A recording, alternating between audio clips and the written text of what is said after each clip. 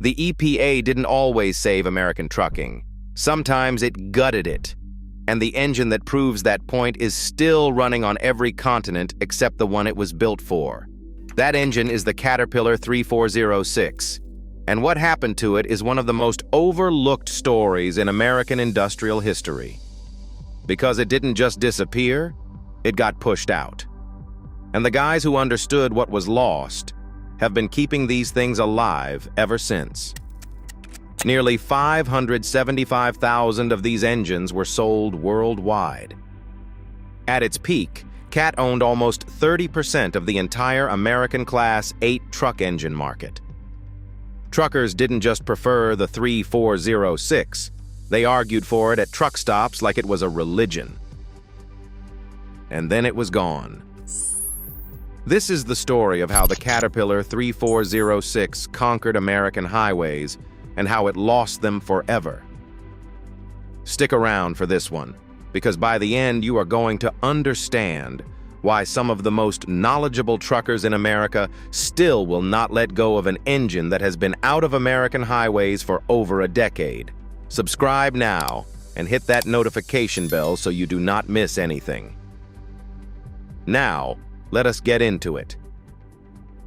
In 1904, an inventor named Benjamin Holt was working out near Stockton, California. The problem was simple. Steam tractors kept sinking in the soft peat soil of the San Joaquin River Delta. His solution was to replace the wheels with a continuous track system. That crawler tractor became the foundation of what would eventually become Caterpillar Incorporated. Caterpillar spent decades building a reputation in construction and agricultural machinery. Heavy iron, heavy torque, built to work in the worst conditions on Earth. That DNA carried directly into their engines. In 1973, Caterpillar introduced the 3406A, an inline six-cylinder diesel displacing 14.6 liters, nearly 893 cubic inches. Through the late 70s and into the 80s, the 3406A built a reputation. It was reliable. And in trucking, reliability is everything. The 3406B followed in the 80s with refinements to the fuel system. More power, better efficiency, same bulletproof foundation. Then came the 3406C in the early 1990s, a transitional model where Caterpillar began to introduce electronic controls to what had previously been a fully mechanical engine. The C could make anywhere from 365 to 625 horsepower, and up to 2,050 pound-feet of torque, depending on the spec. But the 3406C was just the opening act. In 1993, Caterpillar released the 3406E, and this is the engine that turned into a legend. The E was Caterpillar's first fully electronically controlled heavy-duty diesel engine. It used an electronic unit injection system, so fuel delivery was handled by an electronic control module, ECM, which allowed incredibly precise control over injection timing, fuel quantity, and engine behavior. Now here is what made that significant. With an older mechanical engine, what you got from the factory was what you got.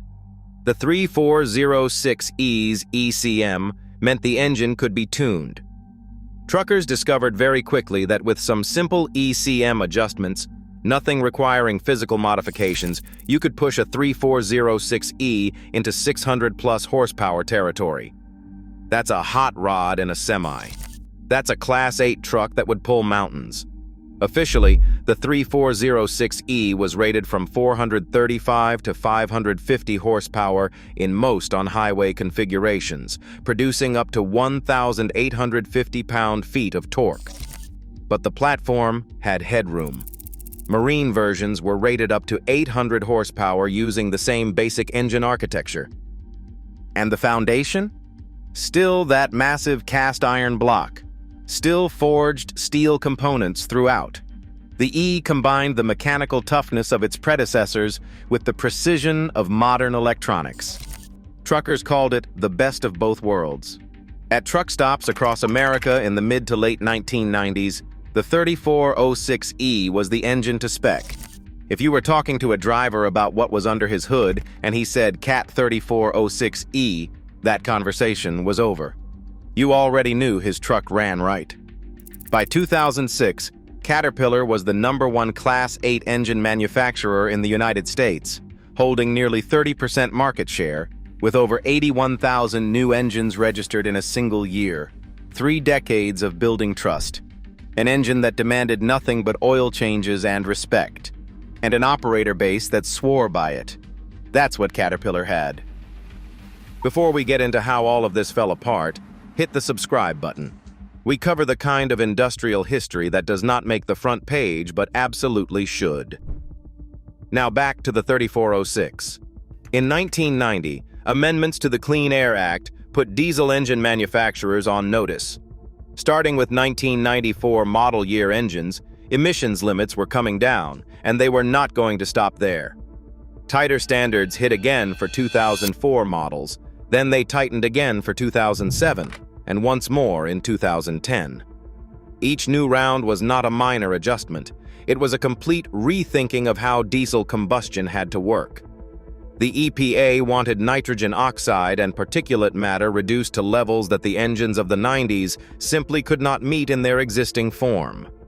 Now every manufacturer had to respond. Cummins, Detroit, Volvo, everybody was in the same situation. The question was how to respond.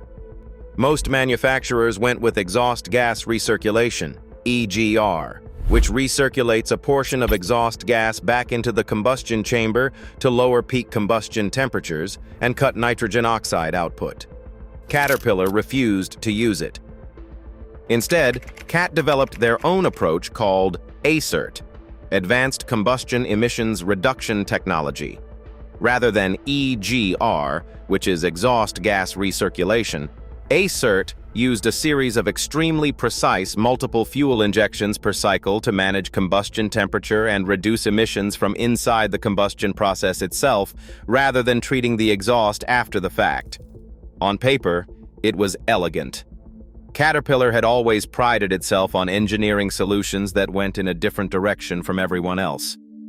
In practice, ACERT was a nightmare. The reliability problems started immediately. The systems were complex, the tolerances were tight, and the engines were costly to maintain. Reports of breakdowns piled up. Operators who had trusted CAT for decades started speccing other brands. Cummins, which had gone the EGR route, gained ground fast. And then came the fines. In 1998, Caterpillar was among 7 major engine manufacturers hit with a consent decree by the EPA for using defeat devices, software that made engines appear to pass emissions tests under lab conditions while exceeding limits on the road. CAT's portion of that settlement came to roughly $60 million in civil penalties and environmental project obligations. It was a bruising, public defeat for a company that had built its reputation on engineering integrity. By 2007, Caterpillar had fallen from market leader to second place behind Cummins. Their Class 8 registrations dropped from over 81,000 in 2006 to under 44,000 in 2007, a fall of nearly 50% in a single year. The math was becoming impossible to ignore. On-highway truck engines made up only about 8% of Caterpillar's total engine production by 2008. They were burning resources, taking fines, losing market share in a segment that was a rounding error to their overall business. In June 2008, Caterpillar announced a move that stunned the trucking industry. Caterpillar stated publicly that it would not produce EPA 2010 compliant engines for on-highway trucks. They would continue supporting the 1.6 million CAT truck engines already in the field, but they would not build new ones. The final CAT truck engine, a C-15, rolled out of production in 2010. Over 100 years of American industry, 3 decades of trust, built one load at a time. Finished. The reasoning was cold, but logical. The 1990 Clean Air Act amendments had created a cycle of escalating compliance costs that showed no signs of ending. Each new EPA phase required fresh engineering, fresh testing, fresh certification, all on top of the losses already absorbed from ACERT, and the market they were defending was shrinking, not growing. Caterpillar looked at what it would cost to build a truck engine compliant with 2010 standards. They looked at what 8% of their revenue was worth, and decided that money was better spent dominating construction, mining, and industrial power, markets where they already had no serious competition. It was rational. It was calculated. And for a generation of American truckers, it felt like a betrayal. Here's the thing nobody expected. The 3406E didn't die when Caterpillar walked away from the highway. It just went everywhere. Marine operators had been running 3406 engines for years. Boats, yachts, commercial freighters. The engine's power density and reliability in harsh environments made it ideal for that world, and regulations there did not hit the same pressure points as on highway use in America. Power generation facilities worldwide still run 3406 engines as prime power and backup generators. Agricultural equipment, industrial applications, off-road construction in countries where American emissions law has no jurisdiction. Worldwide. And then there is the parts market, which became an industry by itself, because 575,000 engines were sold, and most of them are still running. The aftermarket parts supply for the 3406 is enormous. Rebuilds, remanufactured heads, injector kits, full in-frame rebuild packages. You can restore a 3406E to factory spec today and expect another 500,000 miles out of it. Parts. That's not a coincidence. That's what happens when an engine is designed with simplicity and serviceability as core values. The 3406's architecture, that big cast iron block, the accessible injectors, the straightforward ECM, makes it one of the most repairable engines ever built. Compare that to modern emissions-compliant truck engines, DPF systems, DEF fluid, SCR catalysts, EGR coolers that crack under heat stress. Operators who run in remote areas, Australian outback, South American mining operations, African infrastructure projects, they do not want that complexity. They want something a mechanic with basic tools can fix on a dirt road at 2 in the morning. Complexity. The 3406E is that engine. It is banned from American highways now. California specifically prohibits pre-emissions engines like the 3406E from operating on state roads. The rest of America has largely moved on through attrition, older trucks getting replaced, mileage piling up. Banned. But pull-up parts suppliers online. The rebuild kits are best sellers. The aftermarket is thriving. In the trucking community, a clean 3406E powered truck still commands a premium, not out of nostalgia, but because people who know these engines know they are buying time. They know what they have got. The Caterpillar 3406 is not just an engine. It is a document. It documents what American heavy industry could build when it prioritized durability over everything else. When the goal was not lowest cost of production, it was the longest life in the hardest conditions on Earth. The EPA did not kill the 3406 because it was a bad engine. It killed it because it was the wrong engine for the direction the industry was being legally required to go. CAT could not make it compliant without destroying everything that made it worth building. And rather than ruin it, they walked away. Walked. And the engine that was not supposed to survive, the one banned from the highways that built its reputation, is still turning over in ship holds and generator rooms and construction sites on 5 continents. Turns out if you build something well enough, even the regulations that kill it cannot finish it off. If you are into the history behind engines like this one, the ones that shaped American trucking and industry, subscribe and hit the bell.